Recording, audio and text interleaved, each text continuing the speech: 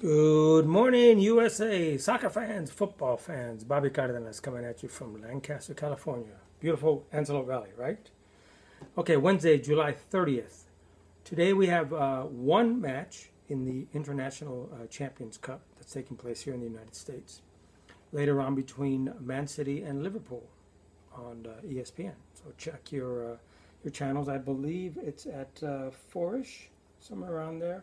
Yeah, 4 o'clock our time. Now, yesterday we had two matches.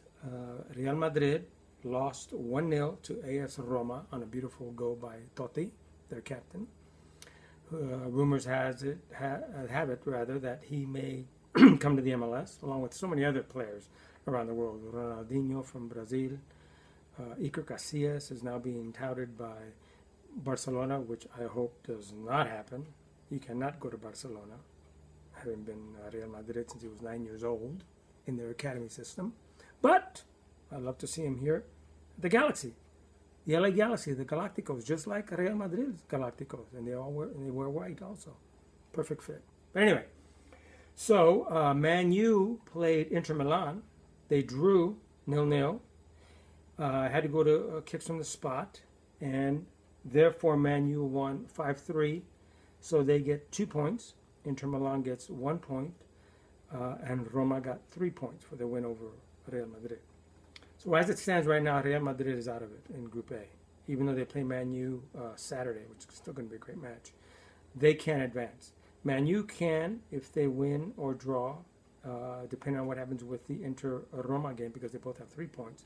If one of them wins and Man U loses, they would advance. In the other group, it's Man U, it's Liverpool, it's Olympiacos, and it's AC Milan.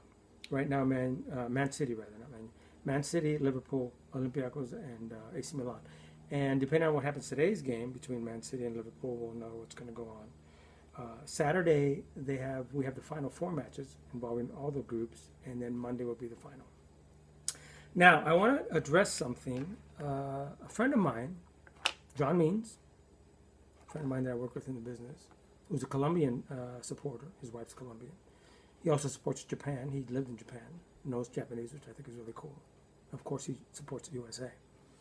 He called me a couple days ago and was still unsure of why the goal that was scored by Yepes for Colombia against Brazil in the quarterfinal match, when the score was 1-0 Brazil, was not allowed because of offside. Offside is still the hardest law for most people to fully grasp and understand. And it's still one of the toughest laws for us as referees to officiate, depending on what's going on. We can also become a little confused depending on the play, okay? But it's up to the referee crew as a group to get together if there's any contention about a play, talk, and come to the right agreement. The offside was offside. Why? This is why. Hopefully, take it easy. Hopefully you can see this much better than my last sketch, and I think you can. So the red dots represent Colombia's players. Black dots are Brazil's. The bottom red dot is James Rodriguez. He's the one that takes the free kick. The black X here is the assistant referee who's in line, and the black X up here is where the center referee was. Now, this is not totally in scale, but it's a rough simulation of the play. Now, at the moment that James Rodriguez strikes the ball, at that moment, these players, the upper red player up here is Yepes, the other red player is another Colombian player, are offside. They have made the move slightly before the kick. You can watch the replays. Go on YouTube if you want. Look it up. You'll see. At the moment he strikes that ball, they're already offside. What happens in the play that causes confusion is that the ball goes beyond them. David Luiz, the center back for Brazil, makes the move towards the goal. The ball hits him, bounces back in the pile where Yepes is part of, along with the keeper, Julio Cesar, and a bunch of the other players. And Yepes is able to kick the ball into the goal. Now, the question was brought up, Why wouldn't it be a goal if it struck a Brazilian player first and then came back to him? The reason it's not a goal is because at the moment that James struck the ball, Yepes is already offside. And because he makes a move and becomes involved in play towards the goal, where the ball's going, he's offside. Irregardless of what happens after that, he's already offside. He's already been involved in play. The assistant referee raises his flag, but because he's out of frame from camera, nobody can see that.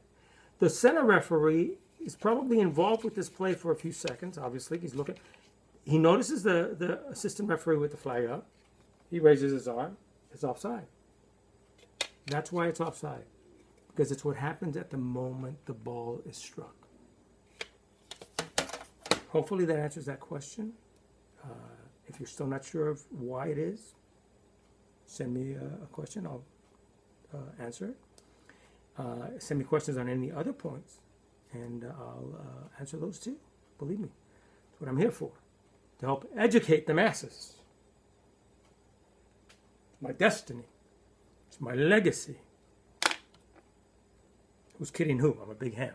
Okay, so watch the game later on today.